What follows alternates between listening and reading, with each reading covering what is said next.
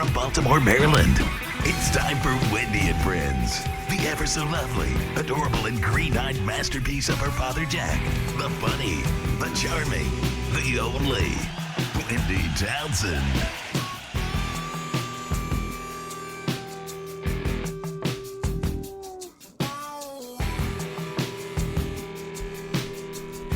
What song did they pick tonight? I don't know what this is. It sounds good though. I like it. Smooth. Yeah, it makes me feel like I should be like strip dancing to it. That would work. You're dressed for it. All right, turn it down. This Turn is- it down. Those Shoes by the Eagles. Is it really? It's the Eagles. Tell us what you're gonna do tonight, mama. What you gonna do tonight? There must be someplace you can go. Oh, there's someplace I can go. In the middle of the tall drinks and Am I still fading this out? Yes, please. Okay. We do have a show to do.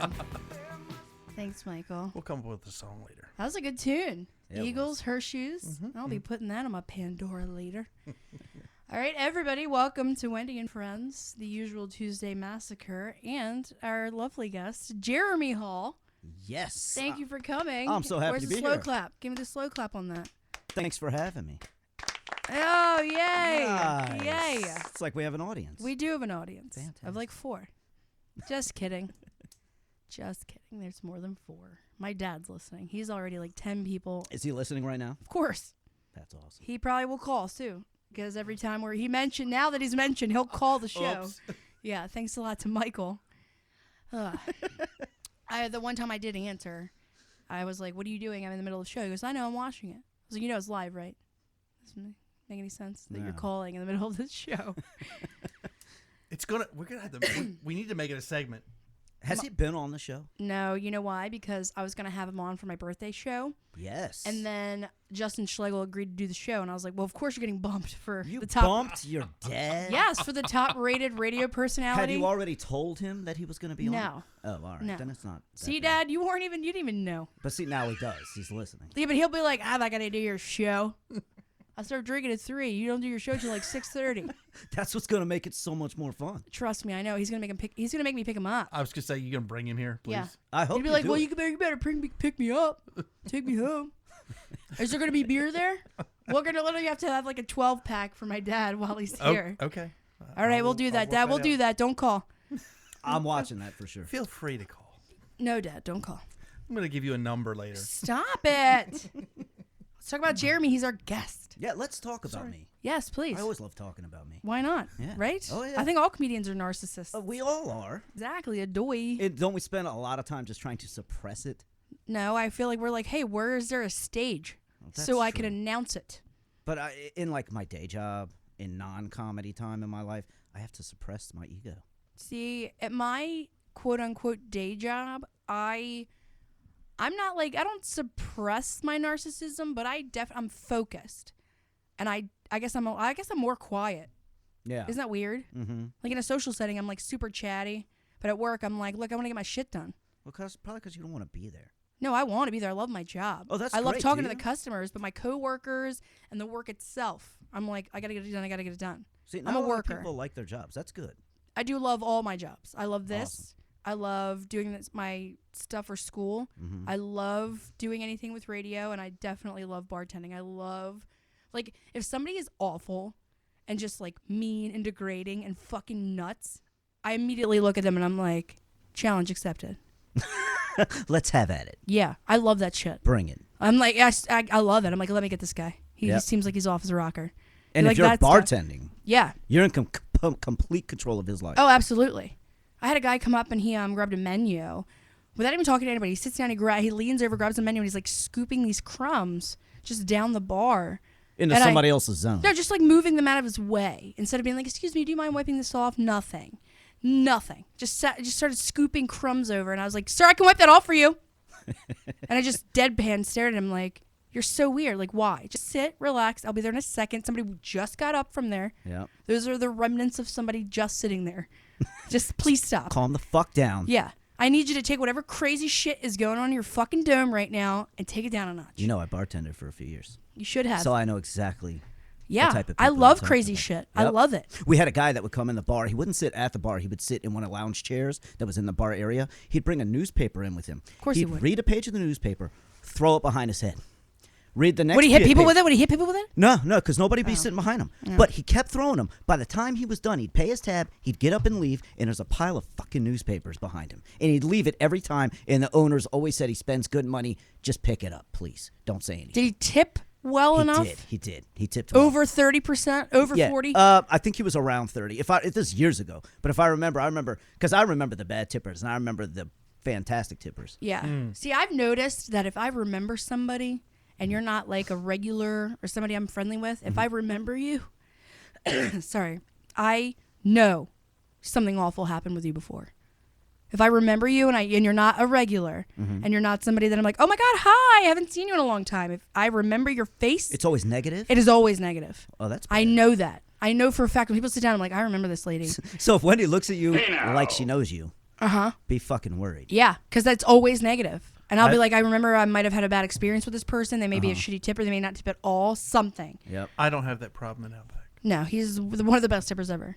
Oh, nice. Yeah, him and my my stand-in dad Don.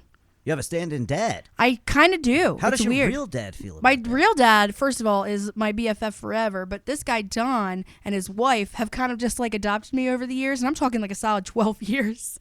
And like Are these they, customers at the yes, bar? and they come in. They come to my birthday parties. I go to their birthday parties. They invite me to the Ravens games with them. Like we're just really that's good. We're like awesome. family. Are those the two I spotted that one night? You met them at my birthday. They Okay. were at my dad's house. Okay. Yeah, they know my dad. You know, they love my dad. And I love their daughter. So both fathers get along. Yes, but it's just One's not getting mad at the he's other for stealing the No, love. no, it's not like that. Like they know that I have a dad, but they are like parents to me. It's pretty awesome. That's cute. Oh, I love it. No, I mean it. Like, No, I it's- mean like it's cute. Stephanie. Well, she bought me one time. She bought me a $50 gift card to DSW because her and I love shoes, and she was like, "Just treat yourself." You This know, is just not a birthday present. Not a, No, because Oh, that's they're just nice. loving, amazing people. Don't you love people like that? I do. That's why I just want to do whatever it is I can for them. Do they whatever ever you want. come see you perform? Yes, they were at my very first open mic. Oh, my that's very first cool. time. Yeah. Nice. Yeah, and my boss, JD Rowe, who owns Outback Steakhouse that I've been at forever, was at my very first open mic. These people are, my friends are the best friends ever, and they're supportive, and that's why they're my friends. Yes. I will do anything absolutely. for them, and they would do anything for me, and that's what friendship is about. Well, I hope my friends are watching and listening, and they should be coming to more shows. Yeah. My boss, who's wonderful, and I love him, he downloaded a 98 Rock app just to listen to every morning when I was there. See? That's true friendship. That's true support. Yeah. He just, like when people love you, they just love you. Absolutely. Yeah. Absolutely. And I do have friends like that. I'm sure you do. do. You have plenty of friends. Yeah. You had a bunch of people come out at shows that I've been in with you. Yeah. By the way, text coming in for you, Jeremy. For me. Yes, it Oh, says. what's the first criticism? No criticism yet, but Laura Sands, our mutual friend, I love says, Laura. "Tell Jeremy I want to nibble his little cheeks, and I think I'll see you later." Oh, she she's going to come says. to the show. She originally couldn't. She had a Hi, lot Laura. of like mom stuff to do, Uh-huh. and she was like, "She's like, you tell Jeremy I said hi. I just want to nibble on his cheeks, nibble on his cheeks." So she just says, "Tell Jeremy I want to nibble on his cheekies." That's nice. That's cute. Yeah, I like Laura. I Wendy love Laura. does She's take fantastic. text during the show. I do. I do take text during the show, everybody. And by the way, Laura is definitely one of those supportive friends. She I is. know she is. She's awesome. She is my best friend, like of all time. Like I have really good best friends. Like Pete is one of my best friends. You know, he's been there through thick and thin. Mm-hmm. Laura is like the one friend I've had since 7th grade. Mm-hmm. So she knows everything. She's the person that like knows if anything happens to me, throw my laptop, phone, and my nightstand in a river. Like she knows. Like Erase it the is- hard drive. No, just throw these 3 things in a river. Why? What's the purpose of that? Yeah. My phone and my laptop and my nightstand, throw them in a river. Let your imagination figure Oh, that shit out. no, I got it. Yeah. Yeah. Okay. Yeah. Jeremy, Slow on let's that talk about you. one. Okay. So you are a comedian. I am a comedian. Yes. How long have you been doing stand up? I've been doing stand-up since 2012. So 3 years? Almost 3 years? Almost. Mm-hmm. I'll put 2+ Yeah, years. to put 2+ because I explained this in another interview I did a couple weeks ago that I did a show, but then I waited a few months before I did anything else. And then I waited a month before the next I think it goes from the first time you ever hit the mic, right? Yeah, then 2012. Yeah. 2+. Yeah, you did do a show. You did do a podcast I did. called The Hang with Michelle Belenke, James Finn. I did. We are big fans. Mm-hmm. I will say that the entire time I had you booked, you kept telling me, "Oh, you're gonna break my podcast cherry." Blah blah blah. I'm a podcast version. You're the first podcast I'm ever gonna do. This couch is where it was supposed And to then happen. all of a sudden, they come out with a podcast, and you are their first guest. And then I was like, "Well, all the special joy and compliments that you were giving me the entire time I had you booked, Shot to hell. oh fucking just thrown Shut against the wall." It's all about timing. But you know what it was? They were my practice chick. Oh. And that's how I think Michelle was explaining it. She said that she was a practice chick. That she was the practice chick. This was the big game. This is prom night. I don't know if that's true. Well, we're gonna find out. We are going to find out. Is your wife listening? Yes, I hope so. She better be. Oh, good. Okay, so let's talk. Okay, let's do comedy, and then we're going to talk about your wife because I have a bunch of questions about that too. Cool. Yeah. So, since you've been doing stand-up, like, where are your favorite places to perform? All right. Favorite places or favorite bookers to perform with? Give me both. Give me your favorite places, like favorite rooms that you love, All rooms right, that well- always go well, and then people that you like working for. First of all, the stage at the new Baltimore Comedy Factory was awesome. Yeah, I've I only agree done with that. I've been on that stage twice. It was the final rounds of the Next Stand-Up Star for Mm-hmm. last year, and then the show you and I did together on a Wednesday. Yeah, with Brian McDaniel of TMZ. That's right. You should definitely check his stuff Brian's out. a good dude, funny guy. man. Yeah, and he's a wonderful guy. He's awesome. You can tell he's Great guy. genuinely good-hearted. Yep, absolutely, Mm-hmm. absolutely. So I love that stage. It's ginormous. You can move around. Yeah, it's like a play stage. It is. And that's what it was. Yeah, made and it's for. really high up and Yep. really great. Yeah, like tiered seating in the back. I like it. Yep. And I know that Have you ever been on the stage of Magoobies? never. See, that is my favorite stage. The sound quality is amazing. It's my. And the tiered seating is higher. Like, you feel like you are in, like, a theater. I've been and It's- watched yes, many shows. It's beautiful there. I love it, and hopefully one day I'll make it to be on that stage. I think that you will. I hope so. And, I mean, Andrew's such a great guy. He would definitely like you. He would Yeah. take to you a lot. He's a wonderful guy. I would love for that to happen. I But think it will. I think, regardless, I'm gonna do another comedy competition this year. You do you, I'm big gonna boy. do the Magoobies one. I think you should do the Comedy Factory one because not Again? only are 3 of your friends judges, but 1,500 big ones lie in the balance. And you And heard I- who's now on board? Who? Eric Woodworth and Mike Quinlan. Yeah, so those 3 That's and Joe awesome. Robinson, those 3 people are the judges. Yep. And I could literally drive 15 minutes down the road to see you. Yeah, and I might be able to buy off Eric's vote with a cheeseburger. I don't know. I think you will. It I might think you work, could buy might off Quinlan's vote with a beer. Good point. Yeah. It's gonna be cheap. and Joe, easy. however, cheap and easy. I don't know about Joe. I don't know what you can buy him off with. Maybe like a 25-year-old. Oh. What, is that wrong? Well, that's a bit old for him, don't you think? I think his current is 25. Is she 25? You know. You know what? Maybe you could bribe him with a 22, and then we could. Yeah, maybe he could be riding on 22s. Yep. Look at that. All right. That's great. Okay, so you yes, and your favorite bookers to work for? Big time in comedy. Aren't they great? They're awesome. They are great. I love them. I had them on the couch. They're great. How long ago was that? How long do we have Stefan and Eric? They were in the middle, maybe like 10, show 11, right? Yeah. Mike's. Isn't he the best producer? He's got Oh, yeah. everything fucking written down. No, I'm actually behind here. I'm missing some pages. We need our stats. When did we have Eric Stefan? Big timing. The thing is that we were all very early, so we met for beers Yeah, before we thinking- came up here, thinking first and we gen. were all lit, and we just like kept laughing and singing on the mics. Like I was like, "Are we even doing They a show?" are so much fun. Right? They're good guys. They're a blast. I love them. Right. Yep. Anything that they ask me to do, the answer is always yes. I would never say no. I can't say no. Yes. I Yeah. did, I think Eric could definitely vouch that I'm like, yes, whatever it is, I'll do what it takes. I want Yep. to make it right. I did their clean show a few weeks ago At the Harp, at the Harp. how'd it go? It went well. It's a room I think that they just started. This was, I think, the second or third Yes, show. that I they saw were the doing. original, the first one, and Donnie Sengstack, who is just going to go so many places in his Yep, life, without a doubt. headlined the show, and it was brilliant. Yep. He was amazing. Missy headlined this one. Yeah, she was great, right? She was Isn't she great? fantastic. Love Missy. I saw her in rooms 2 times, and I didn't know her. I was never introduced to her like formally. Uh-huh. And I was like, I think that's that woman. Mm-hmm. And then one time at Myth and Moonshine, we sat at the same table, and we just like fell in love. It only takes one quick conversation. And to I fall in love with immediately Missy. was like, oh my God, I'm dreamweaving you so hard right now. You Yeah. don't even know. And that's the thing. So it was like, it was a big time in comedy show, and Missy was on it. It's like awesome. And that's the second one I've done with Missy. Yeah, That's isn't she? big She time. is great. She's great. Good. Okay, and so Big Time in Comedy is your favorite comedy group. So Eric is gonna love to hear that. Oh, I know he because is. he's the one that's. I feel like he's really self-critical. He's the one that like takes everything to heart. You know, he really wants everything to be perfect. Because he has a big heart. Well, that and he really puts the work in. He so does. he gets, he wants it to be right. He wants it to be perfect. He wants to get the name out. Yep. He's put so much work in to make it what it is. And it's totally paid off. And I'm sure that you saying that on an open mic, he's going to be like, on a hot mic right now, he's going to be like, oh my God, it's amazing. It's so He's not wonderful. listening. Number 9. Guarantee, right, 9, number 9. I guarantee you, if he's not listening, he will when it comes back out. Good. Well, he better. Yeah, he 'Cause listens. He earned that. No, he listens. He earned that. Yeah. They they're good guys to work with. They are offering me stuff throughout the year. Yeah. I don't say no to them. I don't say no to them And either. they work so hard with their room, it's always packed. They do a good job of filling the room. They do a very good job. They're very good at promoting. Also, they're good at not saturating.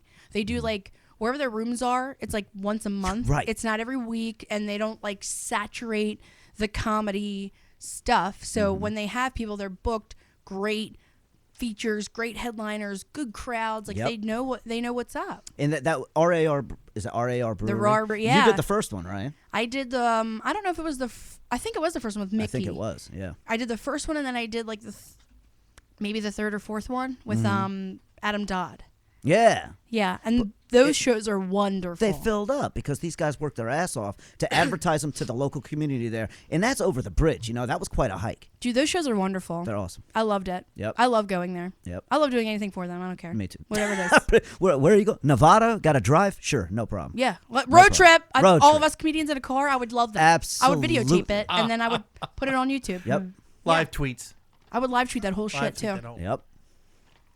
Accurate. Mm-hmm. Okay, so we've got your favorite room that you've done, and then your favorite people to work for. Favorite show that you've ever seen. Favorite show I've ever seen. Even if you were in it, like one that you were just like, man, this room is electric. It's amazing. Everybody did great. This room is packed. It went like, it's in your brain as like, wow, this show has gone down in history. Holy cow. There's been so many. I really would have to think about it. I'm not just bullshit. There's not like that one show where you're like, man, that one show, if I could relive it, I would. I can say that for like my performance.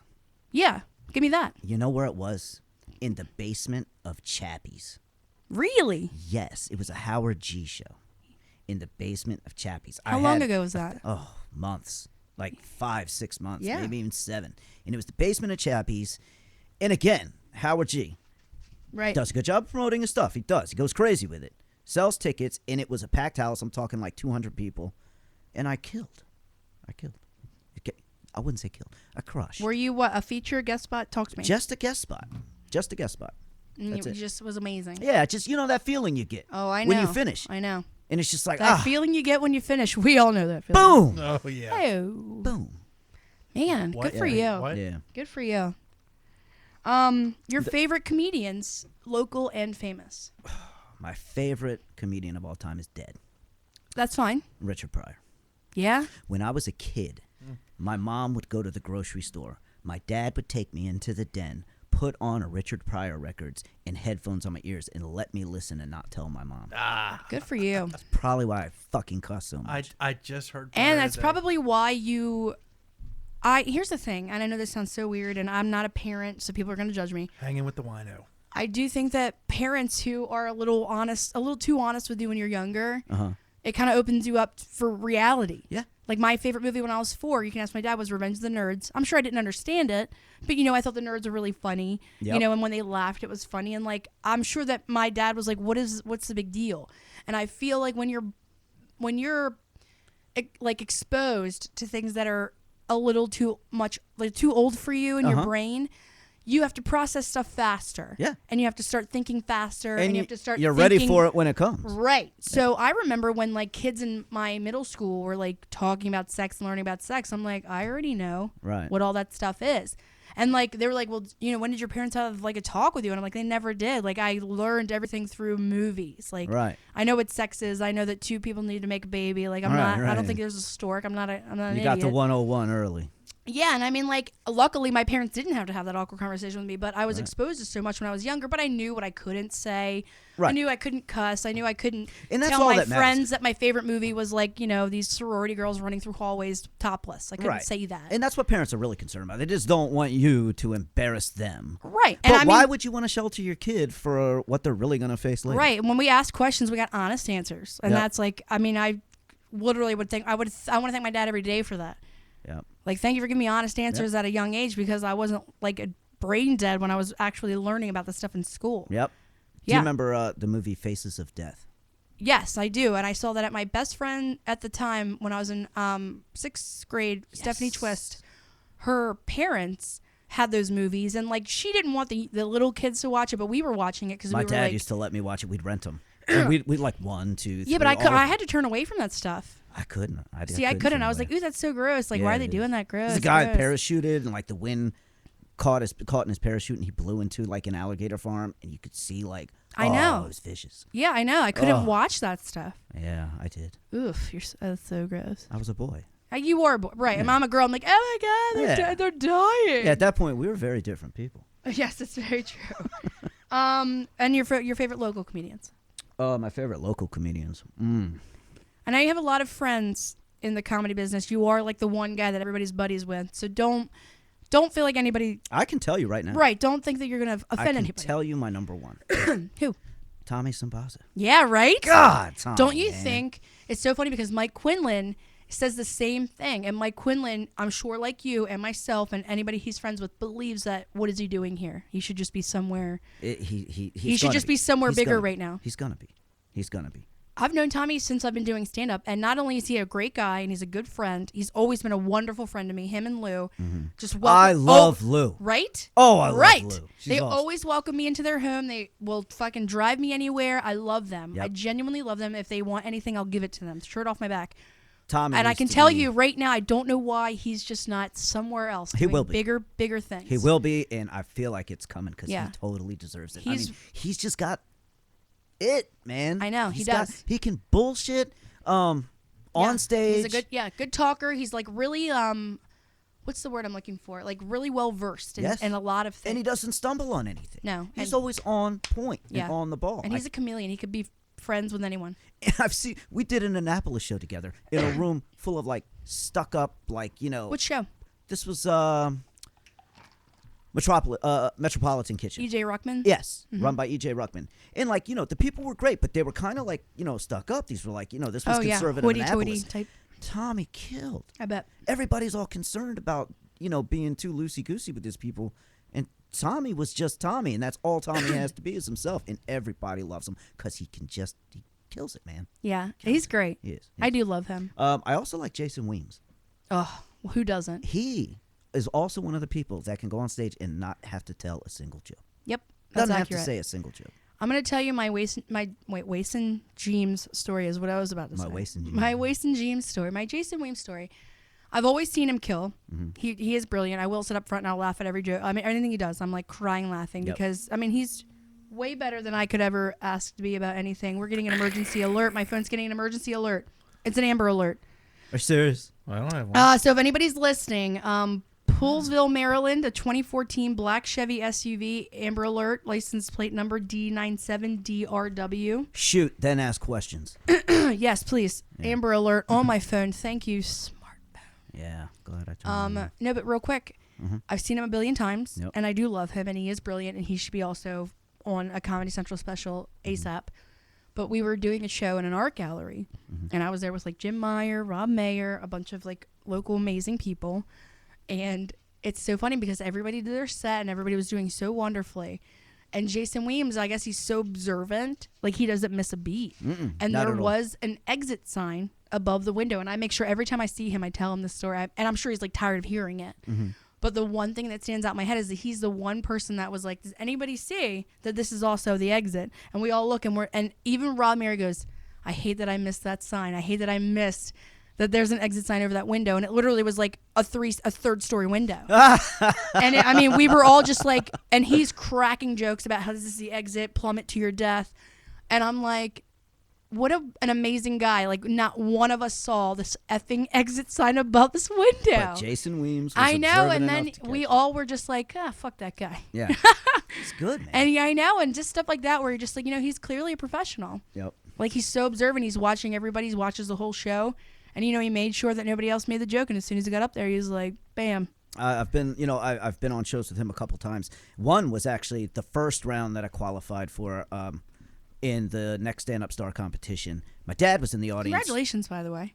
Well, that was just the first round, but thank you. Yeah, but I mean, if you made it past the first round, didn't you? I made it past the first round. Yeah. Guess who I lost to? Who? Tommy Sampasa. Oh, well. That was just going to be a given. But anyways, If I was glad to do competing it. That was against him, I would be like, just fucking take it. Well, that's the thing. They only gave us like 6-7 minutes. When I see Tommy do stuff, he needs like 15 minutes on each He topic does a lot he of talks setup, about. yeah. So I was like, all right, he's gonna. Yeah, but he's a professional. He probably has a tight 6. Yeah, he did it. Yeah, He if did it. he's He a did a professional, damn good job. He's actually done festivals before where he's told me he had to do like 3-minute sets. So he's worked on a tight 3. I could imagine he could do a tight 6. Yep, he did it. Yeah. Yep. He did it. Yeah. He did it. But Jason Weems closed out the first show at the Comedy Factory I did, and my dad was in the audience, and there was something about one of the comedians that had also competed that Jason was talking about feeling up somebody's tits, and he asked, will somebody come up here and let me feel up their tits? My dad got out of his seat, went up on stage at the Baltimore Comedy Factory, and got his tits felt up by Jason Weems. I love it. Did people die laughing? Yes. I would have died My laughing. face was blood The red. fact that a man got up. Meanwhile, if I would have known it was your dad, I would have cried. But if Yeah. a man got up and did that, I would. Oh, yeah. I My would dad's awesome. Yeah. My dad's awesome. Yeah. Look at us. Let's say air High five for five. great dads. Boom. Boom. Yep. What are your goals with comedy? Is this like what you want to do with your life? I would love to. Yeah. But I sit in reality, and where I'm at right now, like, yes, I would love to, but I'm having fun with what I'm doing. Yeah. And I'm very careful that I don't turn it into something where it's no longer fun. Good for you. Because I'm enjoying where I'm at. I got this saying. Is it a hobby? I get paid from time to time. Can I? Right. Can I look, call it a job? I get paid when don't I know do what the it. rules are. I get paid when I do it, and it is a hobby that I love. Yeah. And I'm fortunate enough that people want to book me and they want Yes, to pay me. But it is a absolutely. hobby. I mean, I have other goals and I have other priorities, Uh-huh. but I do love it. So yes, it can be Yeah. a paid great It's hobby. a paid hobby. Yeah. Occasionally paid hobby. Yes. But I love it. I love Yes. it. And I'm afraid, that I might try to overwork myself, overstress myself, overthink myself to the point where I it's mean, no it longer happens to fun. anyone. If that ever happens, then I would kick it. I'd kiss it goodbye. Some people take breaks. I've taken a break before, Yeah. a couple months, here and there. Like you just have to mentally get back to, what finding your love for it, like finding Right. what it does. Like Right. I use it as an outlet. Mm-hmm. Like every crazy, ridiculous, absurd thing that happens to me during my daily life. And immediately I'm like, of course this would happen to me. Of course I'm stuck in this situation. I use it as an outlet. Yeah. And sometimes you do need a break from almost everything. Mm-hmm. And sometimes you need a break from it. And sometimes It'll you get happen. sick of telling some of the same old shit. It's true. It is true. Every now and then I'm just like, oh man, am I really gonna tell this joke again? Like, Yeah. while I'm on stage in my head. It's like, and I want Yeah, to be but able to put the knowing, confidence and the energy into it. knowing that you have told it so many times, like you just know that you could do it subconsciously. Exactly, and that's the thing. You do just do it Right. subconsciously. And you're just like, I thinking know about this- something else while you're telling it. It's actually better knowing that you have jokes in there that you know are going to work. for a fallback. Absolutely. Yeah, and you're like, even Absolutely. if you're trying a million new things, you're like, all right, well, I have this one joke that I know they're gonna laugh at. That's a big problem of mine is not trying enough new things. Yeah. Yeah, it is. And I need to start doing that. I've got this thing where it's like, okay, there's, 10 people in the room that haven't seen me before. I got to bring the A-list. You Yeah. know what I mean? Yeah. Why? No, I need to be trying new things. How am I ever going to progress if I keep doing that? So it's kind of a thing I'm trying to work on. I have Getting better with. everybody has their own rules. Yeah. I have a couple rules. Like I'll try a joke. If it doesn't do well, I'll reformat it. I'll try it in front of a different crowd. If it doesn't do well, like 2 or 3 times, and then I Bail either I abandon it or I completely rewrite it. Or you know what I mean? If I Right. there's everybody has their own rules. Yep. Yep. So and there are jokes that I do that I know won't do well in some crowds. That's right. So you have to just know what you're doing. Like when my dad showed up at the Brian McDaniel show, Mm-hmm. I changed my entire set list Why? because my dad hams it up. If when I do crowd work, Uh-huh. crowd work is because I see a couple or I see a woman with big tits. I call that stuff out. Yeah. My dad hams up a joke, and like he loves the attention. So I immediately changed my set list to all of my dad jokes. Oh, I see. Because people knowing that my dad is physically there makes it way funnier to them. Absolutely. Yeah, so I mean, like, knowing my dad was in the audience, I changed my whole set list. As soon as I saw him in that lobby, I put on my He couldn't give you a heads up, so you knew to do this? I think he probably tried to call. The problem is like, sometimes when he calls, like, I'm in the middle of, like, if I'm in school or if I'm in a radio studio, I can't answer my phone. Right. He leaves a message, and if he doesn't, then I just call him back a day, or, you know. Yep. It doesn't matter. I legitimately, like, went into that green room, and after I put on my mascara, I was writing down a whole new set list. Yep. Because my dad was in the audience, because when they know he's physically there, if I tell a story about my dad, they laugh harder because they're like, shit, that man's right there. So you pointed out to him every time. You point out to the crowd, my dad's here. Yes, I say, oh my God, my dad's here, everybody, you know, blah, blah, blah. And then I'm like, yeah. And then I tell, You have to use that. I tell my dad stories, and then they almost cringe with laughter because they're Right. like, crap, is that like true? Is she really saying that with her father right there? And you know, Oh, like, yeah, the razor thing? and Her daughter's the talent. It's so funny because I've been doing this for like 5 years now, that my dad, he knew that I changed my whole set list because he was in the audience. Uh-huh.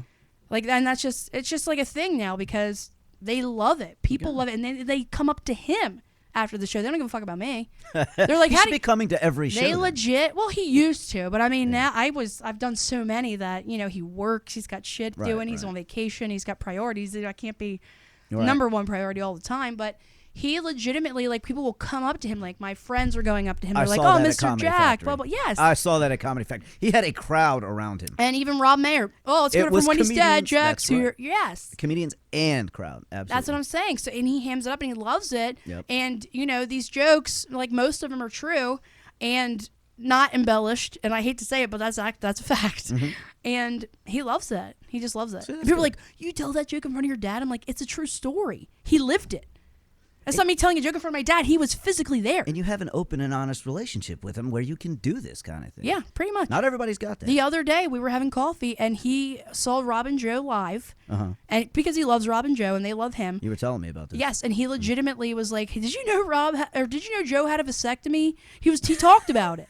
And I was like, yeah, I think I may have heard it at some point. That's amazing. Meanwhile, I'm like sitting with my dad on a Monday morning over coffee while The Price is Right is on in the background. I'm Wendy. like, why are we talking about Joe Robinson's Wendy, vasectomy? can we stop talking about your comedy and get back to Joe Robinson? Yes, Right. pretty much. Yeah. He's like, I get that you're on your third interview. I hope you get the job, kiddo. But let me tell you about the show that I was at with Rob and Joe. By the way, you haven't heard anything back yet, right? I have a third interview tomorrow with the general manager, the GM. My fingers are crossed. Thank you. Yeah. And here's the thing. I think after my 17th interview, I might actually get the job. Awesome.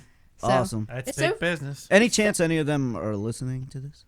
I know Justin Schlegel listens, but Great. he's a big supporter. He's Justin, always been make a big. it happen, man. No. You don't understand. Justin is always supportive. Yeah. He is always on my side. That's I great. guarantee you, if they ever asked his opinion, he probably was like, Wendy's a hard worker. She's always on time.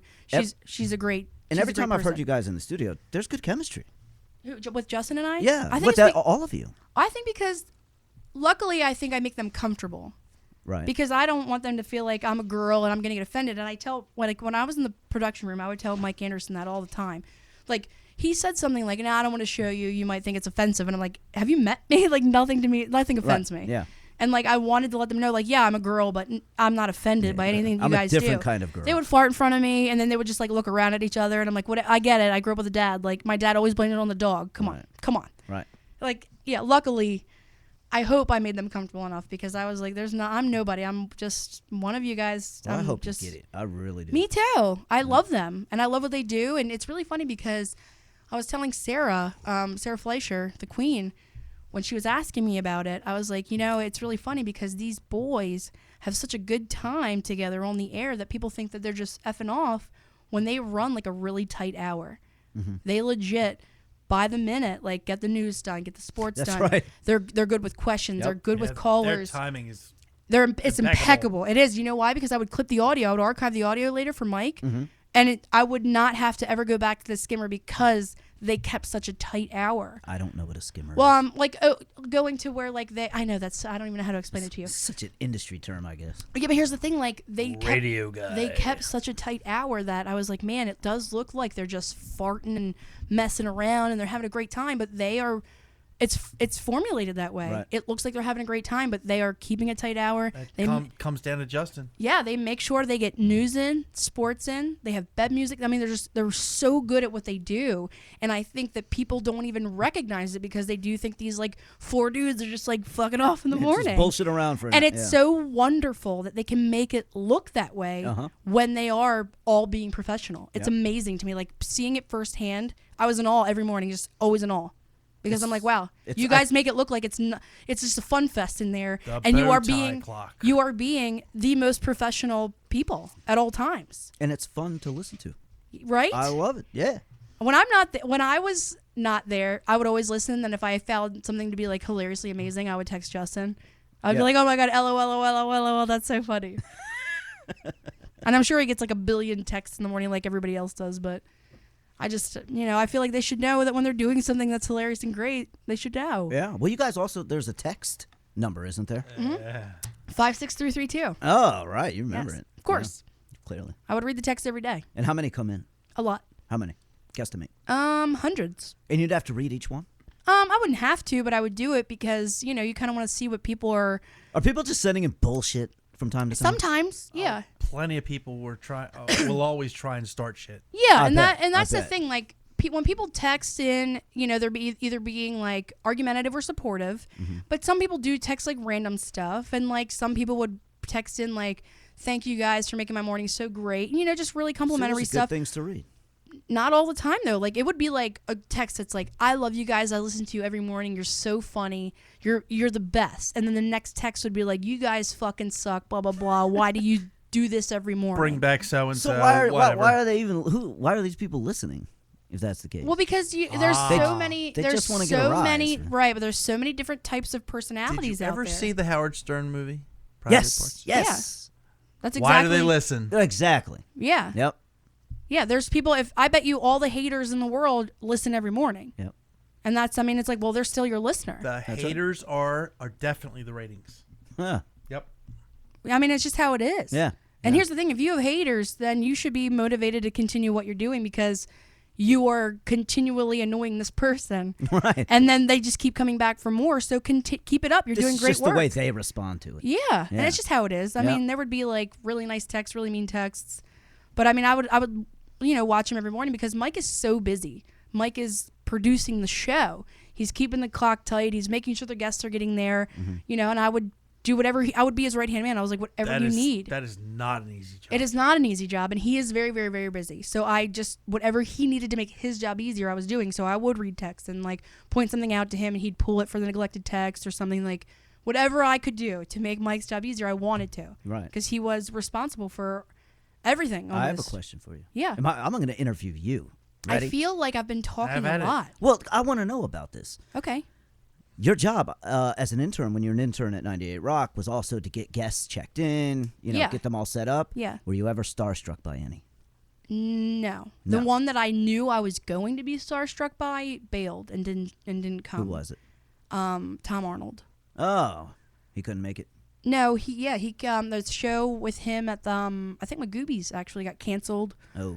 and he never showed up because I remember seeing him on the schedule, and I was like, oh my god, Tom Arnold, I cannot wait. And I was telling everybody, I'm like, can't wait, I'm gonna selfie with him, I can't wait.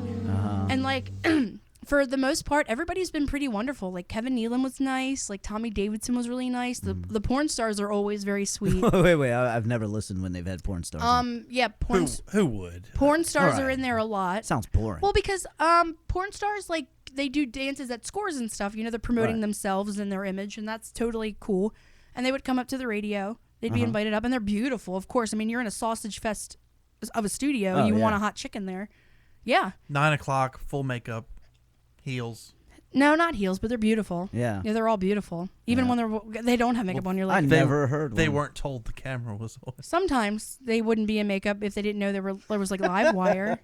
But I mean, there's really the only people that like I think maybe a couple people rubbed me the wrong way, but even then it wasn't enough for me to be like that person's awful, they suck.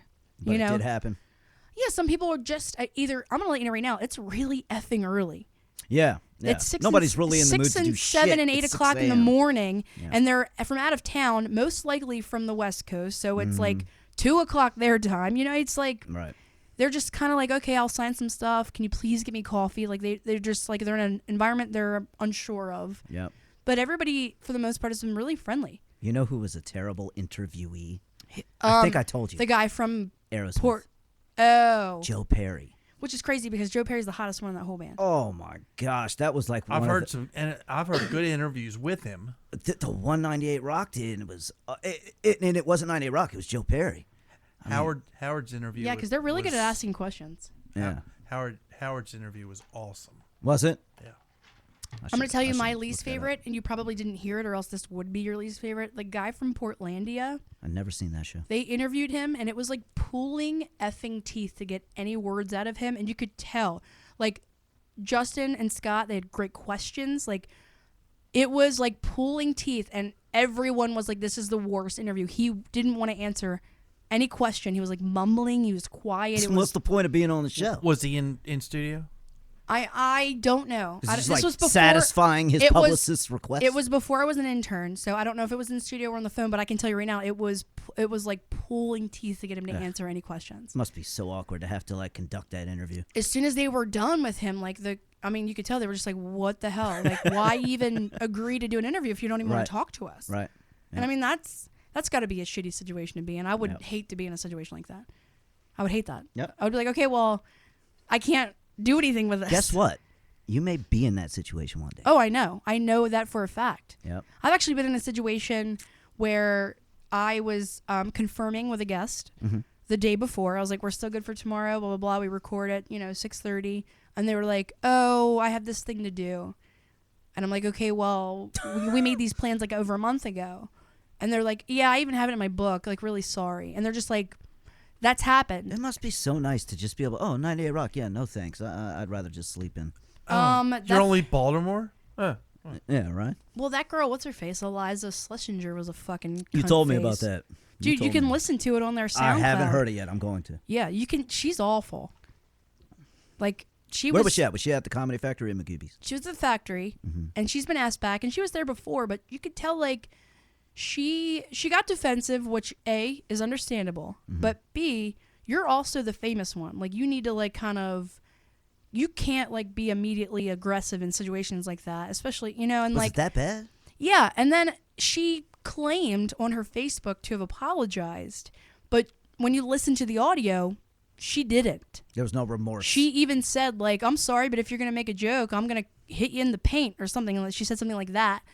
And it's like her fans think that she was apologetic, but if anybody listens to the audio, she was not. She was aggressive and defensive the entire time and ended up walking out of the studio. Wow. Yeah, it was really weird. It was completely, like, cringeworthy weird, but worth listening to because when she was talking about it on her own, she made it sound, of course, you know how people do. They make themselves look better than. Sure. But luckily, Isn't that what Facebook is for? well, luckily everything was on audio. Like there are clips of that stuff, so you can't make it look like you're this angelic person when you were the one that Somebody was should like. comment on that post with the audio clip. Right. Yeah, but and then even Scott says, like, he's like, we don't really do shtick around here. Like, we just talk. We interview people and we just do fun little bits. It's nothing like that. We don't lie to guests. And she was just like, well, how am I supposed to know that? Not, oh, I'm so sorry. Like, I didn't know. She was just really kept being defensive, even though Scott was like, well, that's not really what we do. Not saying it like meanly. He was This like, is all live on the air. yes. I'm going to have to Yes. go back and listen to that. Yeah. Don would have shipped her out. It's on the SoundCloud, and it's worth listening to because, Scott does his best in trying to be like, well, that's just not what we do. We're not Right. really your normal shticky morning show, and she's so used to that, I'm guessing, that she thought that they were all lying and it was a bit, and they were like, no, Yeah. Justin's mom really is passed. Yeah. And then, Oh, that's right. You told me about yeah, so, and it was so awkward to listen to, and she Wow. claims that she was apologetic, and she was not. She got even more defensive. Oh, don't give away too much. I'm going to go back and No, I'm not listen. giving you. I'm just telling you, Yeah. and I'm like, lady, we can hear for ourselves. Like, you can tell us all you want how apologetic you were, but that was completely inaccurate. Right. And I mean, I felt awful because it was like the day after I had stopped working there, and I normally am there on Fridays, and I was like, I would have fucking decked her. I think Stuck something in her coffee. I would have decked her because not only is Justin such a good-hearted humanitarian, he's such a good guy. He's like my friend. Right. I would be heartbroken for him. Yep. You know, I would understand completely. I would have probably been like, Is she allowed back? I don't know. I don't think so. I'm not Yeah. sure. I don't really want to Mike ask. won't call her. Well, I don't really want to ask either because, you know, I feel like that's a sore subject. Yeah. If anything, I would ask like Mike privately. I wouldn't, you know. Yeah. Because when I was asking Justin about it, he really didn't want to get into it either because it was like he was like reliving an awkward time. But you know, he was totally in the right for not wanting to be in the studio with this person that like blatantly insulted him. Yeah. Yeah. I don't blame him either. Yeah, and I would kind of do this. I feel like I would have probably done the same thing. Yeah. And like she was not apologetic, even though she tells people that she was not. And that really. Let's talk about you some more. Okay. So let's just get out of the. The negative. Yeah, well, just so you know, I do love that place and I love that station. I know That's you not- do. Yeah, I know you do. I know, You and I'm- belong there. it's the biggest upsell. I love them, and I literally every time somebody gets in my car and they're like, "Oh, 98 Rock's on, surprise." Right. I Right. know. Right. They're like, "Great, thanks." Okay, so, let's get back to comedy. Okay. How comfortable are you talking about the whole Walt Ostrowski joke stealing Ooh. thing that happened? Comfortable. Well, I can tell you what I Give me know. give me your opinion. Like, what did you see from the outside? I missed the post. Okay, so I missed Mike Turpin's post. And Right. there are probably listeners out there that don't understand what this is. But I saw the very next day, Mm-hmm. T. Brad had posted something that said, you don't, threaten comedians with physical violence. Right. If you do, don't come to my room. Something. Mm-hmm. And I was like, oh, shit, something happened. So I started messaging some people, hey, what did I miss? What did I miss? I got to know. And then finally, it started coming to fruition after talking to people of what actually happened. And so then I started going back to different posts and looking. So, number one rule is that I've been taught since the 2+ years I've been doing comedy is don't steal jokes. Mm-hmm. If you steal somebody's joke, that person should be talking to you on the side. Okay, should take you aside and talk privately. If it happens again, it needs to be reported publicly Yeah. because you're stealing jokes. But I've never heard anybody's explanation of what you do when the jokes are coming from the internet, Yeah. where there isn't an actual person that you're stealing from. Yeah, and the thing is like Turpin had posted photos of these like Reddit jokes and like internet jokes and however many thousands of likes they've gotten. He wasn't the only one. I saw one other that did it. but yeah. Right. And I mean but that's been a thing. Like over a year ago, I saw an internet joke that Walt had done. And I was told like, "Oh my god, this joke was on Reddit," and somebody had pulled it up for me. And that was the one time that I had seen it. I didn't know that it was like almost all of these jokes that I've heard him do. Right. So I definitely I didn't know this either.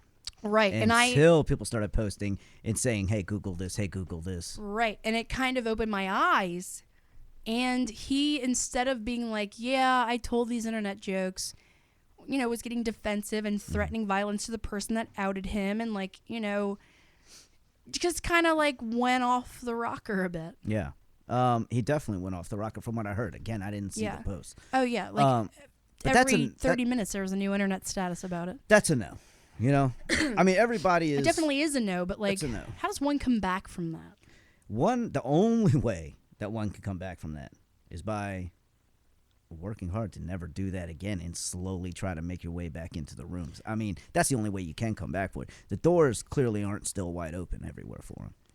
The thing with me is like I think I was talking to Brian Preston, but I was saying like if you steal jokes and they do really well and you love doing stand up and you enjoy the laughter and you enjoy the laughs and you enjoy making these people laugh and just really getting the affirmation that you're seeking by doing this.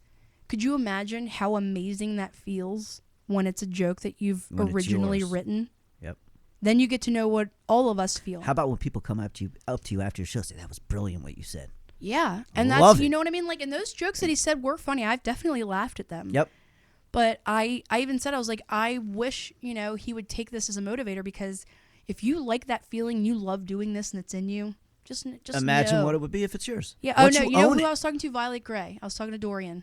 Dorian about it. I think I saw some of that interview. And I was like, just imagine how great that's going to feel when they're your own jokes. Yeah. Yep. I just feel bad because now there's this stigma attached, and like he was a paid comic, and not just a paid comic, he was a paid headlining comic, And a contest winner. right? Which makes it look real bad. Right. because And I think that's you've why a gotten lot of people were compensated upset. for other people's jokes. That's, I think, the main reason a lot of people initially got upset is that contests were won, cash was awarded. I think, well, and then because Mike had pointed out that he, was the first person to call out someone else Yeah, for stealing jokes. I heard that. Right, and I I think heard that. that's like, you know how the cheater always thinks the other person is cheating. It's Yeah, because you're the it's one that's that doing mentality. wrong type. Yeah, yeah. But I don't think he can't come back from it. I don't think so either. I think that he definitely has an opportunity He's got where he's got an opportunity, but he has to own it. I mean, he can Carlos Mencia himself. He can make fun of the fact Yep. that he was like known for lifting jokes. yeah, that's actually And then make jokes about that, and then make his own jokes, Yep. and then he could be fine. yeah. But the whole threatening of violence, that I mean, there's just no room for that in a professional world. Not only that, but there's no if you've room seen for the it two in of any them- workplace, and this is kind of like work, hobby, work, whatever you want to call Yeah, it. we're all coworkers. We're all colleagues, coworkers. Yes. You can't do that. You can't do that. And I'm sorry, you know, Walt's a nice guy. Yeah. And I do like he's a nice guy. He's always been nice to Uh-huh, me. me too. Sort of. Have you seen the two of them? Like, I'm between Walt and Mike. Like, Mike would destroy him. Mike's a giant, He not only is he a giant, but he works out all the time. Yeah. He does like jujitsu or some shit. I don't know. and he's got high energy. Yeah. Mike's packed. For I him. hate to break it to you, but I'm like, I almost kind of want to see you try. Yeah. Like, Mike's pretty brute. Yep. He like hits stuff for fun. But Mike wasn't the only one that was threatened with violence. No, I agree with you.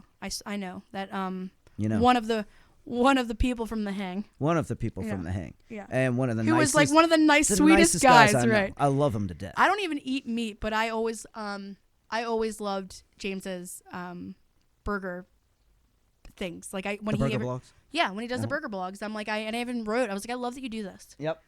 You know, because I mean, like, I used to love burgers. I used to eat them all the time. Right now, I'm like, if you find a good vegetarian or black bean burger, yeah, I'm on board. But James isn't gonna try a right, but that's vegetarian what I'm or black saying. bean Like, burger. I remember loving burgers so much that Yeah. I do try to I try to like recreate a really good burger. Yeah. But Well, that's all. I he's even got said, left I was now. like, I love that you do this. Like, you know, and it just shows like how creative he is and how he does something that he loves. and he does for these everybody else. He'll do funny videos, funny memes.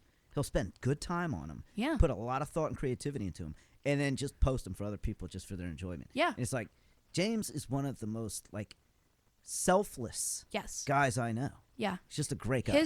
Human interactions with James, like he's just the sweetest guy. He's the shit. I'm telling you. Yeah, He's awesome. no doy. Yep. Sweetest guy. Yeah. So that's the other thing. That's the other aspect of that situation that really got to me is that it was James.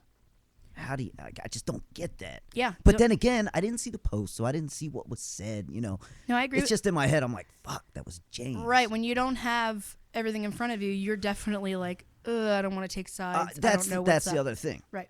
I try not to be that guy that's judgmental without knowing facts. Yeah, All that's I a can good do way- is it's a good way to take be. hearsay and then It's a totally good way to be. yeah.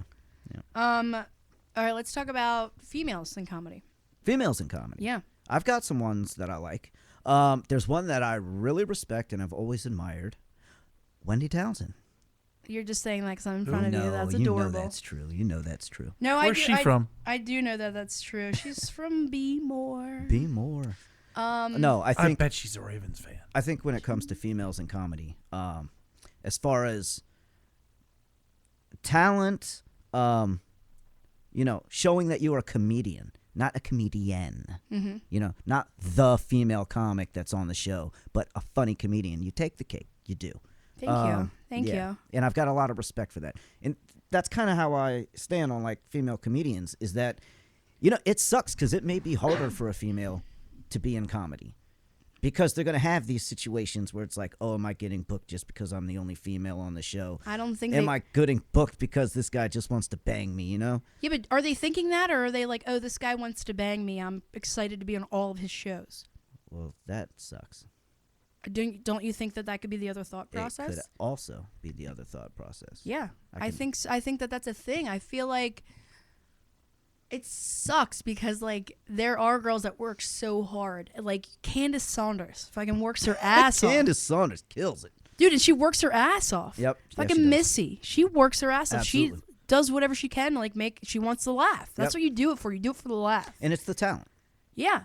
You Yep. do it because you're committed to making the people laugh. You don't do it because you're committed to whatever social life you get from being a comedian and this- whatever dates you get from being on stage for 5 minutes and this is the great part about being married in comedy.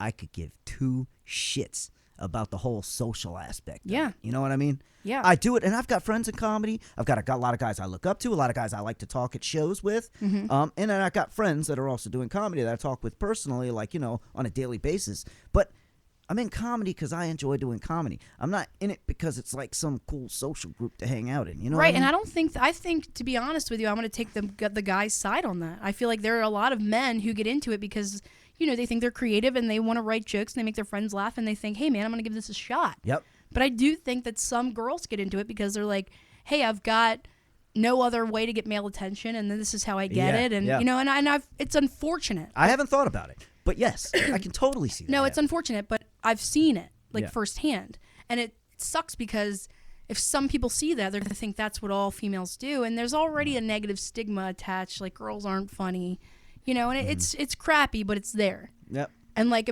when people have complimented me, instead of saying like, "Man, you're really funny," it's been "You're really funny for a girl," or it's been "Oh my God, I saw you and I was like, great, a female comic, but then you ended up being really funny." I'm like, wow, that's the biggest backhanded compliment. And you've got to battle that, and that sucks. Yeah, and it's and it is a battle, but like when you fight that battle and you succeed, it's like that. It's somehow much more worth it. And you earn a lot of respect.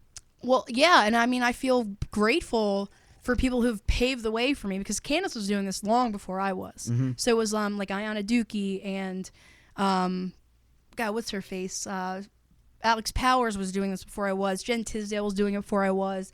Like, thank God, that women were like constantly putting up the fight. Mm-hmm. But it just sucks because there is so much weird negative stigma attached to females doing it. Do you feel like sucks. the females that are doing it for the social aspect aren't going to last as long?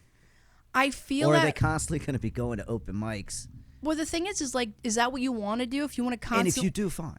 if you want to constantly do open mics, then that's cool. Like, I'll do open mics. Like, I don't give a shit. I don't need to get paid all the time. I prefer doing some open mic rooms. Like, you know what? I fucking love Coco Late. Who doesn't love Coco? Right. Like, I love that room. Like, Yeah. if Eric was like, hey, do you want to do this show? Yes. The answer is always yes. You know why, Eric? Because you're an amazing guy. I love you. You're a good person to have, as a friend in the business. He's definitely helped me on multiple projects. Yes. The answer is always yes. If you ever needed me to, I would do whatever I could to accommodate you. I would never say no to you. Right. Like, yeah, and everybody does open mics. Like, I get it. Like, Jen Tisdale made a status the other day about how people have such disdain for the word open micers, which I probably think I was one of the people she was talking about because I do that sometimes. Yeah. But, it's not, I don't do it to be, like, degrading. It's. I do it because some people really do call themselves comedians and they've done, like, 2 open mics. And that's, like, Right. I didn't Right. even know when I could call myself a comedian. I I don't you even know if what? I can now. I don't know if I don't feel like I should either. Right. I do on Facebook because There's- that's what my Facebook is for. It's Right, for, but there's you know. no rule book. Like, There's I don't no know rule. where. What's the rule? Like, when Yeah. can I say that about myself? How often do I have to have paid gigs to make it happen? Right. Does 3 a month count? Right. You I know? don't know what the rules are. Right. Yeah. So But no, I know, and I mean, I feel like, do you feel that there is a negative, Yeah. a negative stigma attached to females? Yeah. Yeah. Yeah. Like when you first got into it, were you? And be honest, I was like, unaware. You were unaware. You Unaware. didn't think that girls were like. Sorry, I'm getting it real cold. You didn't think that girls were less funny, like in your own head, like before you even No. opened your eyes to it. No. See, that's weird because a No. lot of people before they even get in the business or open their eyes to it are like, oh yeah, I don't laugh at girls the way I laugh at guy comics. That's not true at all for me. Never has been. Okay, who, like famously, females, like, who do you watch? And you're like, oh my God, she's so funny. Oh, damn. Time's up. I'm just trying to think. I mean, how many, I have so many in my arsenal. Like, Amy Schumer is my top. I love her. She makes me laugh every time. I love Sarah Oh, Silverman. Amy Schumer's great. Old Joan Rivers stuff I love to watch. I'll tell you one I don't like. Paula Poundstone. See, Never been a fan. and that's okay. Like, Yeah. I think Ellen is funny. I get why she's funny, but Yeah. I wouldn't sit and watch her stand up. Right. Yeah, and I get that. Yep. Sarah Silverman, I'd Wendy sit and Wendy watch a show. Liebman, she makes me laugh because she has like that really, she does this really good like pause before she hits the punchline Mm-hmm. type, dry point about her. She's very funny. Timing. Yeah, she's got really good. Yeah, she does have good timing. Timing. Timing. Ding. But no, that's what I'm saying. Like, it's hard. Yeah. And I watched Bonnie McFarlane's documentary, or what she said, cockumentary, but she said on there that there was like 11 female headliners, and then of course I was like, no, that can't be right. That's got to be wrong. And then of course at the bottom it said, statistics may not be accurate. Yeah. What? Oh, you don't want me to Stop handling the mic. like this? Yeah. Was that weird? Yeah. I'm just so used to It doing has that. no balls. Actually, She I was, thinks it does. yeah, but I was playing with the ribbons. If ribbons are hanging from something, you play with them, right? Is that Clearly you do. I will fix that. okay? Moving on. So we have maybe like 15 more minutes, and then we gotta shoot. But Okay. you are sober. I'm sober. Yes, Sober and clean. sober and clean. So Yeah. you're just totally clean of all drugs, all alcohol. How long? Over 2 years, not quite 2.5. Almost 2.5. Okay. I'm sorry, 4.5. Jesus. See, we're talking about doing comedy. Then we're talking about sobriety. Almost four and a half on years. So sobriety. yeah, like, clean and sober. so why? What's up? You just decided, hey, this isn't the life for me. Yeah. I was taking a path where drugs became more important than anything else in life. I was an addict in every true sense of the word. How did you get started? Like When I started just bartending. When I and- started and- bartending, the guy that trained me when I was bartending was a coke dealer. yeah, And but so for fun, we do lines. where where in that process were you like, man, that sounds like a great idea, Oh God, I was in college. and you're just like, sure, I'll do coke. Hell yeah, yeah. See, It had never come across my table before, but I was always down. it's funny because I say this all the time. I see what coke does to people, and I see how much fun people have on it, and I see what it does to people in movies, even if they're acting. Yeah. And I know I would love it, Oh, it could be fun the first couple. and times. that's why I'm just like, I don't even And shit can go wrong very quickly. right. I don't think that I would do it because I would know that I would love it, and Yep. B, how does one afford such a habit? Bartending. I bartend too. Yeah, but see, when I was in college, I was still bad. It's A when, lot of when that you do money have a was lot of party money. disposable income, yeah. Yeah, a lot of that money was party money. So And- what was like the first moment, the turning point where was somebody just like put a line in front of you and you were like, Yeah. sure, Yeah, everybody else was doing it. Why not? I'll be cool. Sure. yeah. Boom, and then loved it, and then started getting more, doing more, and I don't know what line. Because the thing was, it wasn't just cocaine; it was all kinds of stuff. Yeah. And I don't. People telling me what stuff, or you just Sure. Yeah. Yeah. My biggest drug of choice was OxyContin. All right, synthetic What, heroin. and what would that do? Just like It's synthetic heroin. That's all it is. Man-made heroin. It's a severely heavy blues. painkiller. Yeah. yeah. And some say more expensive than heroin, so it's really stupid to be doing it. But never stuck a needle in my arm. Good And for thank you. goodness, I just lost one of my closest friends recently because of that. That's sad. Yeah, it's sad. Addiction sucks, man. It sucks. And I just, over time, I was just becoming a piece of shit. Because Well, were people telling you that, or did you just feel that no, way about I was yourself? a piece of shit. All I cared about was getting high. I wouldn't call friends, talk to friends. It was getting bad. It Yeah. was getting bad. And So you had like a self-revelation. Nobody like Yeah. put you in rehab or like had an Oh, no. an intervention. oh no, there was an intervention of sorts. Yeah. Yeah. Oh, I had to go to rehab. Yeah, absolutely. But since that first day in rehab, I've never relapsed. You And never relapsed. Never relapsed. And I'm going to say this now because I've always been taught to say this. I haven't relapsed yet. Okay? Good for you. I'm clean now. Who knows what the future holds? I will work as hard as I have been for the last 4.5 years to make sure I don't. Are you enticed But ever? nobody knows. What do you mean? Or are you just like, man, that looks like a great drink, or that looks like a really good. I'll tell you. Temptation. I'll tell you how I keep that from happening. Is I was never an alcoholic. Okay? I never physically was dependent on alcohol. But I know for a fact that if I drink alcohol, let's say I have a beer, Yeah. I'm going to want a second beer. I'm going to want a third beer. And who knows what I'm going to want after that? Yeah. So I just keep all mind-altering substances off the table to keep myself safe. Because, and I don't judge people that use or drink, clearly. I don't. Look where I look at I'm in comedy You're around a places bunch all of the time. comedians, yeah, who are just I don't judge stoners and people. drinkers. I just know I can't do it. Yeah. Question. Yeah. Would you consider marijuana a gateway drug? Hell no. Okay. I don't even consider it a drug. Yeah. You know? Good. It's like herbal tea, right? Yeah. Yeah. Yeah. So, were your parents at this intervention? The intervention of sorts. They were how many around. did you have? They were around. Yeah. Yeah. Were you upset? Did you cry? Were you like, man, Oh God, yeah. my parents are looking down on me. I'm an addict. Yeah. Oh, basically, imagine your whole life you've got this wall around you, and you've heard like, oh, my wall came crumbling down. That was it. Yeah. My wall came crumbling down, and I'm glad it did. Saved me. I'm so happy I am who I am now that I'm clean. Good for you. I probably wouldn't be here otherwise.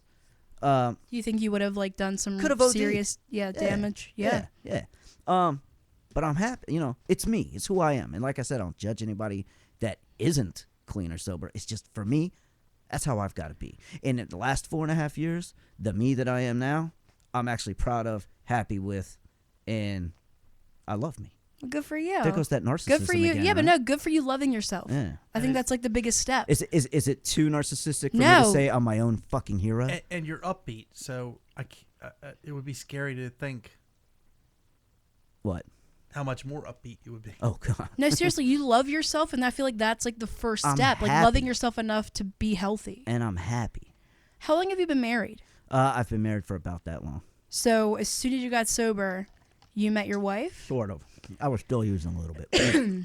Okay. Yeah. And was she on board with you being clean, or like Oh, she's she all didn't about it. know that you were Yeah, she didn't really know. I was hiding. you were hiding it from her, and then you were able to keep it from her. Yep.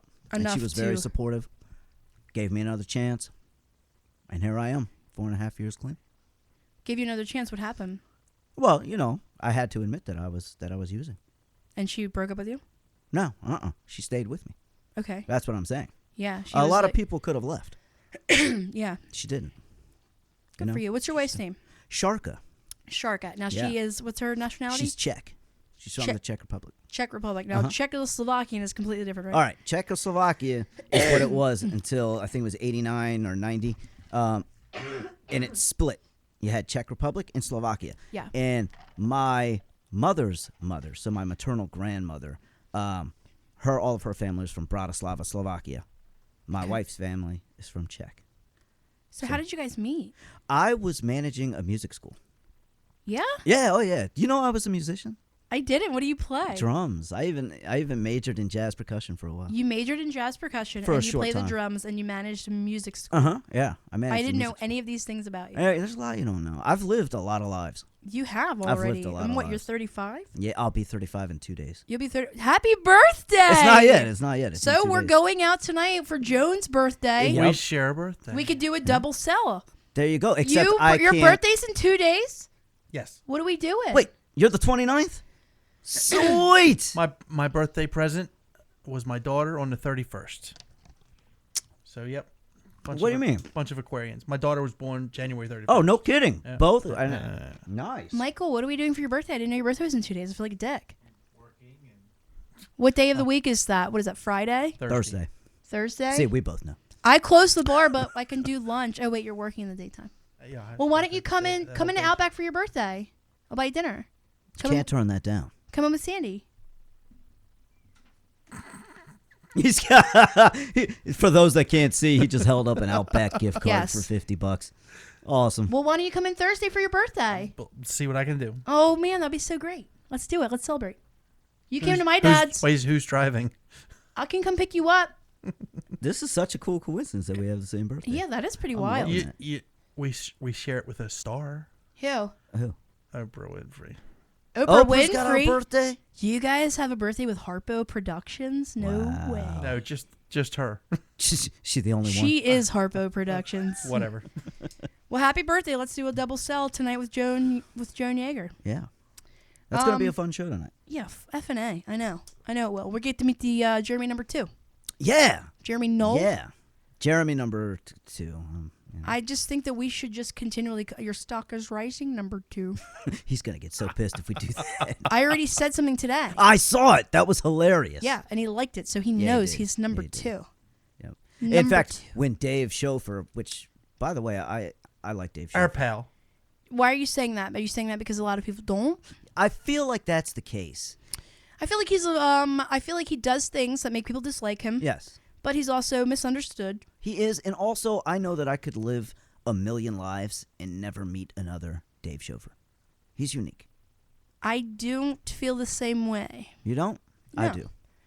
I think everybody's unique in their own right. I feel like I could live a million lives and never meet as many people as I know. Yeah. You know, and their personalities. I do think that his intentions are good. Mm-hmm. He's never done anything to me, you know, to make me feel like he's against me. He you did know, it to and me one time. He's very supportive. Oh yeah, let's break it out. It was when I first, not the first time I did his room. He's very like nice the first time, but it was like the second or third time I did his room. I went up to him and was like, "Hey, Dave, just to let him know I'm here. I was on the list, for the show." Yeah. He turned around and just stared at the wall. I can tell you right I was now, like, what the fuck? Jeremy, I talk to Dave via text. Mm-hmm. He texts me all the time, especially about promoting the show, which thank you, Dave, for doing that all the time. He's very supportive of that. But he promotes everything. He promotes anything and anything. And even if he's your enemy, he still promotes your stuff. Like, he's a big believer in the local comedy Yep. scene. And he doesn't get enough credit for that. Thank you, Dave. Thank you, Dave. Thank you, Dave.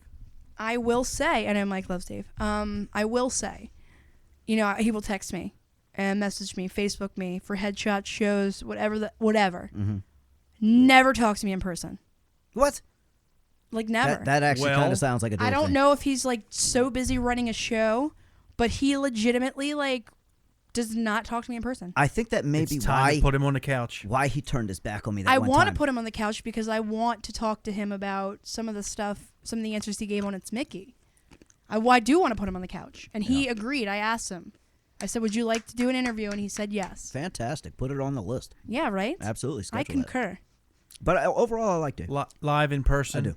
Yeah, we're gonna do a Dave thing here, but Cool. real quick while because we're running short on time. Yeah. I do want to get all my stuff in. Yeah. Get in. So Sharka, Sharka. she listening? I hope so. I sent her the link. My wife, look, she only comes to like a couple shows a year. I know I've never met her, and I've known you for a know. while now. And you need to, because I think. Does she know who I am? Yeah. Yeah, She knows every Sharka, time. what's up? Let's meet. Yeah, I know. And it needs to Sharka, happen. I was sent pictures of your rings that you were buying. Okay, And so she just, knows that. So She knows just that. know that I'm already in your life. Okay, I was sent a video of you watching Jeremy's boss's dogs. Okay, That's right. Sharka, just know that I'm already in your business. That's right. So you have to know that I already know plenty about you. You need to be my friend. And you two do need to meet. Yeah, you need to Absolutely. be my friend, Sharka.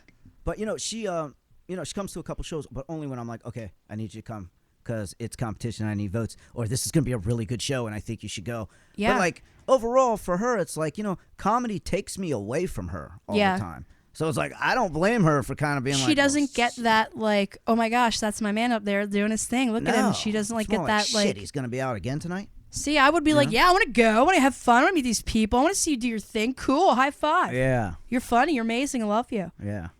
Yeah. Oh, Not she's like that. critical with the comedy. Yeah. Oh yeah, she'll Is tell she? me if she doesn't find something funny. Good for her. Oh yeah, she'll be honest. Yeah. Good for her. See, Yep.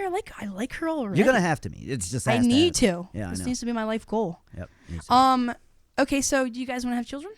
Right now, no. But do you discuss it as a thing that you both want? We've discussed it, and it's on the table for the future. Like it hasn't been completely removed from the table. How old is Sharka? My age. She's Okay. in her mid-30s. And she's not like, oh my God, I need to have a kid before I'm 40 type. We're not those people. Okay, good. We're not those people. You're kind of just like flying by the seat of your pants. You're like, look, this is life, baby. We're going to do it how we want to do it. We love dogs. See, this is why we're friends. We love This is dogs, why we're friends. If I could just have a dog as Let's my just kid talk does, about man. how we are just wonderful dog owners and we don't need to have kids. Dogs are the shit, man. Aren't they the best? They're the best. And they're I love them. snuggly and cute and warm. They have fur and they're Yep. just adorable and I just love them. Yep. And they never do any wrong. They're just innocent. I know. Just innocent. But yeah, so kids, maybe. But right now, no. Okay, so let's talk about where you're from because you do so much work up here that people do think you're a Baltimore comedian. That's funny. But you are originally not from here. No, and originally or not currently. Lay it on me. Okay, I mean, I was born in Washington, Tacoma Park, so basically back then it was Washington D.C. That Yeah. was part of Washington D.C. But I'm from Silver Spring. Yeah. Okay, Which is nearby. Just nearby. I happen to I still was live in just Silver there Spring. Saturday. I lived in New York for a while. I went to college out in Western Maryland. But my wife and I are back now. We're in Silver Spring, but we're on the outskirts of Silver Spring. Where did you go to college? Frostburg State. Am I reading the comments? Is that why you turned it to me? What's the comment? You can if you want. Well, why are you showing it to me? What are you pointing out? Well, we have a visitor who wanted to know, do they watch chat? Yeah, we watched chat. I do. Yeah, but is it LOL, is this your hand typing? This person. Are there a lot of Yes, comments we in- watch chat. God. Michael watches Chad. Yeah, Michael watches it and then he shows me weirdo comments like that. Who are you? Let yourself be known. Want no secret? Nobody has a name we know. That's what I thought. Everybody comes in as like Ustreamer 5'6", 5'3", 4'5", 9er guest something. You It's wanna know a never. secret? And one Yeah, part, what's the secret? You guys had Michelle Belenky on here, and she was talking about the fact that you guys were talking about religion. She was talking about how there's these religious girls that swear they're so religious, but then go and suck another dude's cock with the drop of a Yeah, dime. those religious whores.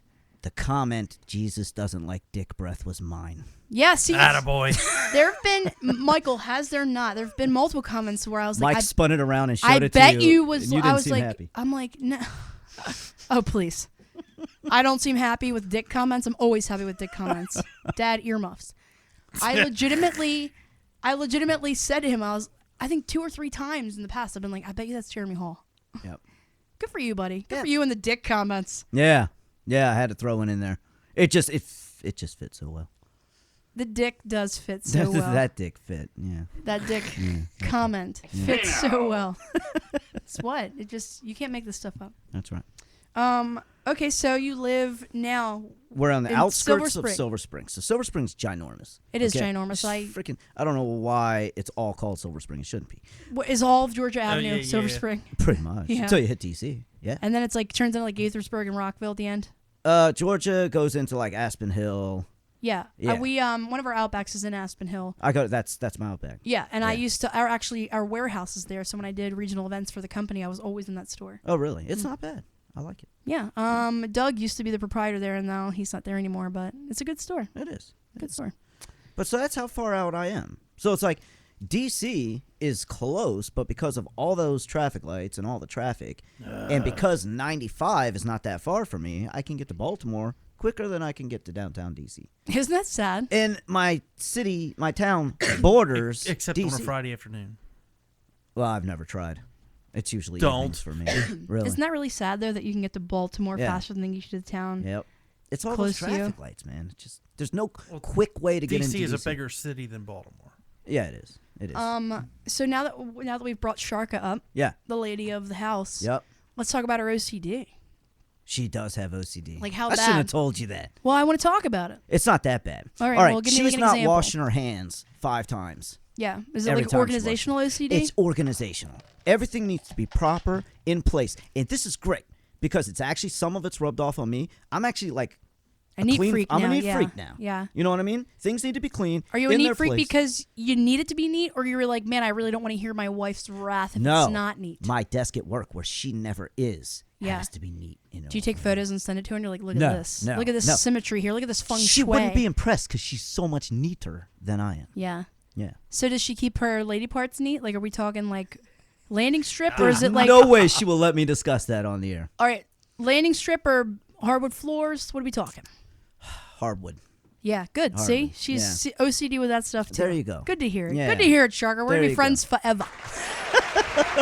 Forever. Now, your wife is taller than you. Yeah, she's taller. So, do you guys ever get the Jesse Spano? Asa Please Slater choose a reference? sponsored video. Reference. Your content will begin shortly. Are we on a plane? I thought this was coming. Is Wreck-It? Maybe. The last time I was on a plane, Wreck-It Ralph was the Inflate movie, and I that's- fucking thought it was so good. Real? I've never seen it. I loved it. I mean, it's hard not to like those animated movies. I know, and I was actually really tired. We had a lot of Absolute in the bar before we got on the plane, Yep. and my friend Scott was like out for the fucking count, and I'm like, this movie's so cute. I just kept watching it. It was like a really cute movie. Nice. But yeah, that felt like I was on a plane. What just happened there? I know. And he doesn't even give us peanuts. What a fucking Yeah, right? What a dick. Jackass. I'm fooling with Ustream. Yeah. Well, if this was They JetBlue, all I would have have had a full can of commercials. soda and unlimited snacks. Peanuts and wafer cookies. Yeah, snacks. Yeah. There's always snacks. Is there anything that you want to talk about?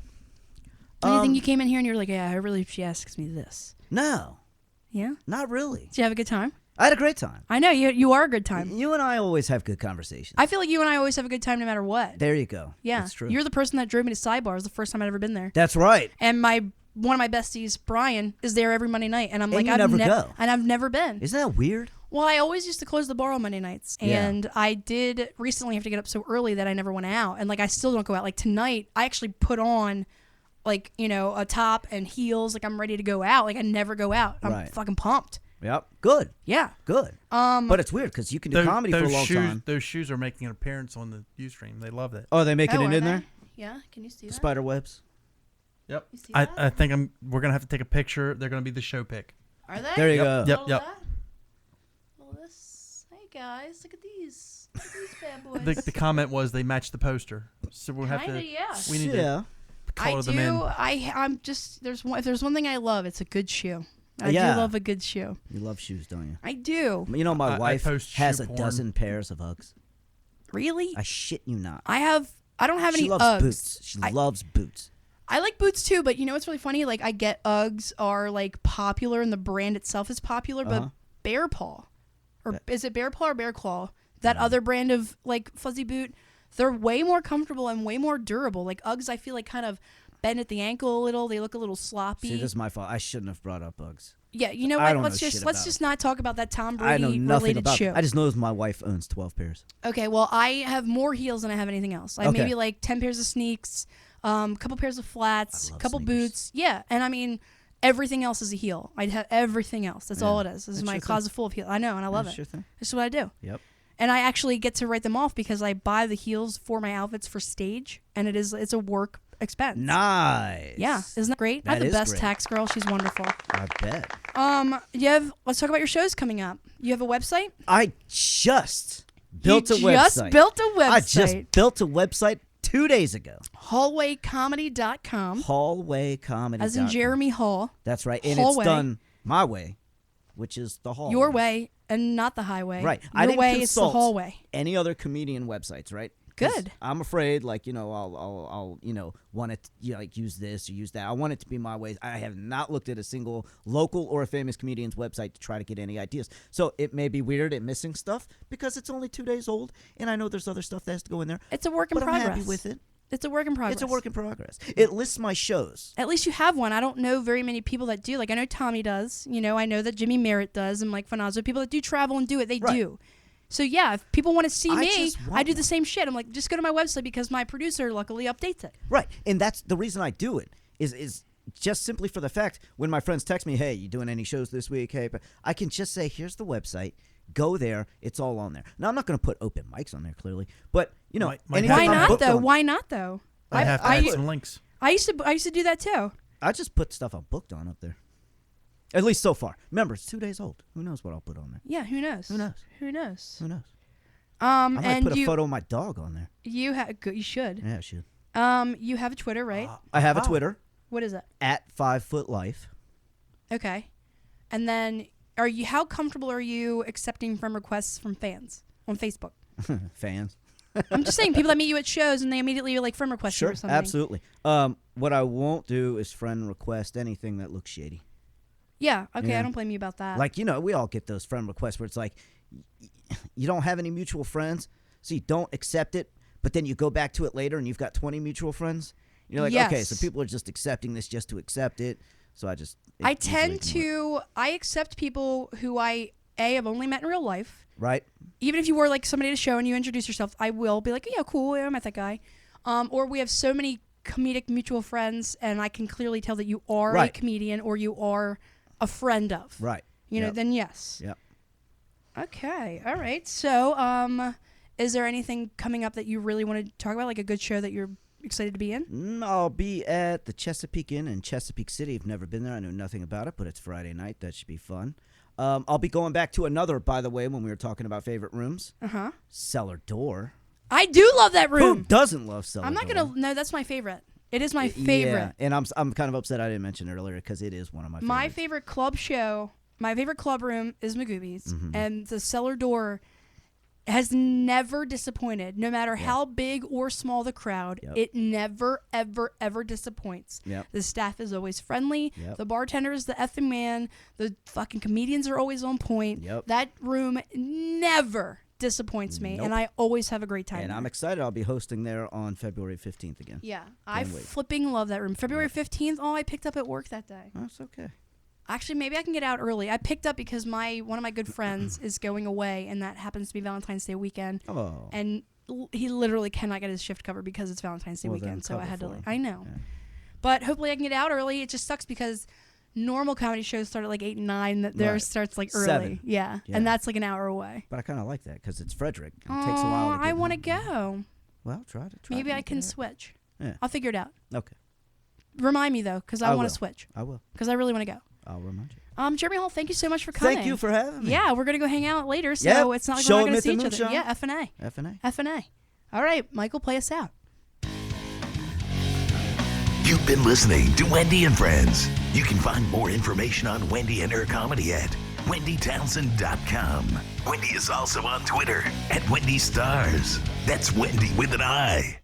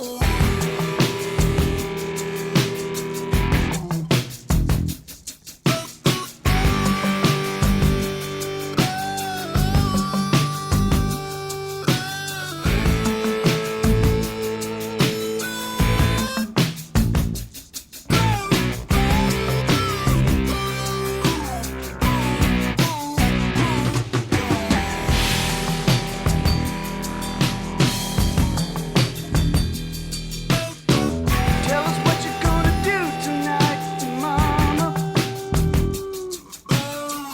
There must be some place you can go. In the middle of the tall drinks and the drama, there must be someone you know. God knows you're looking good enough, but you're so smooth and the world's so rough. You might have something to lose. Oh no, pretty mama, what you gonna do in those shoes?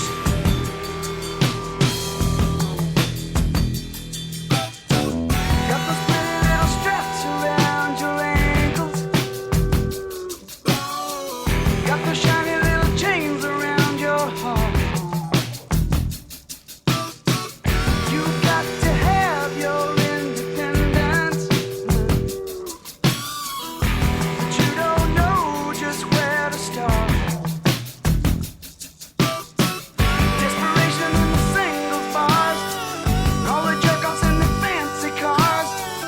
You can't believe your reviews.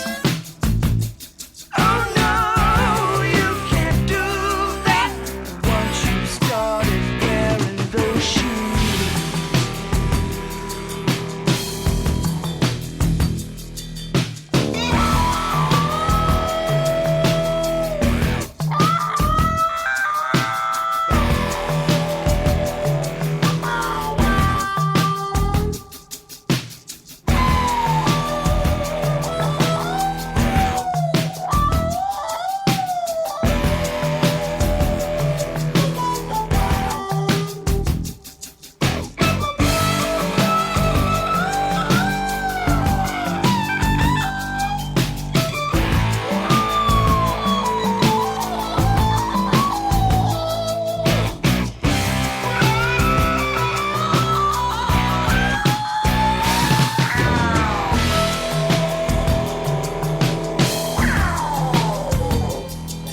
Looking at you, leaning on you, tell you anything you wanna hear.